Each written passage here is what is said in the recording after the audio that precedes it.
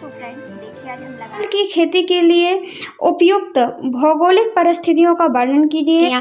क्या क्या परिस्थितियां होनी चाहिए, किस परिस्थिति में चावल उग सकता है, उत्पादन किया जाता है चावल का। तो देखिए अपन को इसको 3-4 भागों में बांट लेंगे।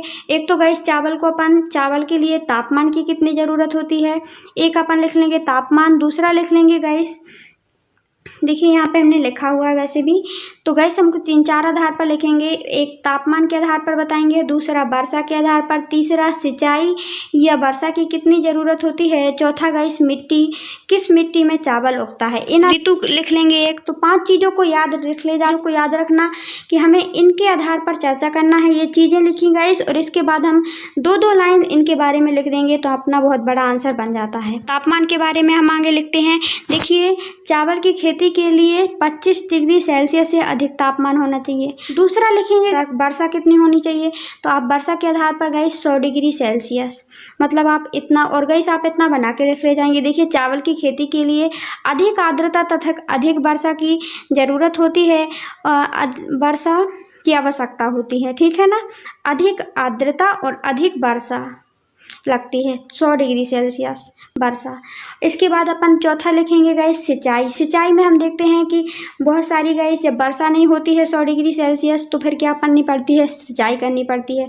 तो गाइस सिंचाई के लिए गाइस देखते हैं बांध परियोजनाएं बनाई गई हैं। जिन क्षेत्रों में वर्षा की कमी है वहाँ पर्याप्त सिंचाई की सुविधा होनी चाहिए, जैसे कि बांध परियोजनाएं बनाई जाना, ठीक है ना। जैसे राजस्थान और पंजाब के इलाके में गाइस बहुत 5 नदियों का देश है, इसीलिए हम देखते हैं सबसे ज़्यादा चावल पश्चिम बंगाल में होता है, फिर पंजाब वगैरह में होता है। देखिए मिट्टी कैसी होनी चाहिए गाइस, तो मिट्टी के आधार पर किस भौगोलिक परिस्थिति में चावल उगता है, तो इसके लिए गाइस मिट्टी के लिए डेल्टाई प्रदेशों की मिट्टी नदियों द्वारा बहाकर लाई जाती है, जो जलोढ़ मृदा चावल के लिए आदर्श होती है, जो पश्चिम बंगाल में पाई जाती है।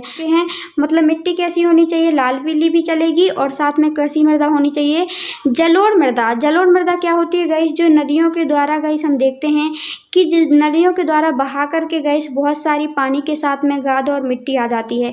तो गाइस वो मिट्टी गाइस जमने लगती है जिस क्षेत्र में जहाँ पे नदियाँ गिरती हैं। हम देखते हैं पश्चिम बंगाल में गाइस बंगाल की खाड़ी में नदियाँ आकर के, बहुत सारी नदियाँ आकर के गिरती हैं। तो गाइस वहाँ का क्षेत्र इसीलिए देखते हैं चावल उत्पादन के लिए सबसे बेस्ट जगह वही होती है और वहीं पे गाइस सर्वाधिक चावल उगाया जाता है।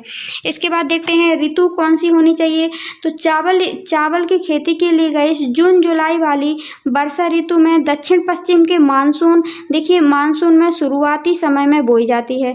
तो क्या देखा गाइस हमने ऋतु के बारे में, तो हमने देखा सबसे पहले देखा गाइस कि वर्षा ज़्यादा जरूरत होती है, तो वर्षा का फैक्ट यहीं से लगता है जब वर्षा हमारे देश में कब शुरू होती है।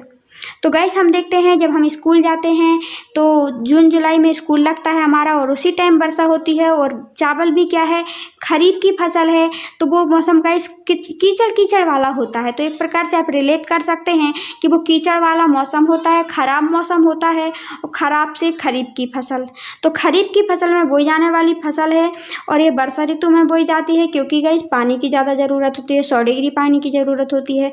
उसी टाइम आता है गाइस दक्षिण पश्चिम मानसून और जून जुलाई का समय वर्षा ऋतु। आप इतना एक याद रख ले जाएंगे। आई होप आपको क्लियर हो गया होगा।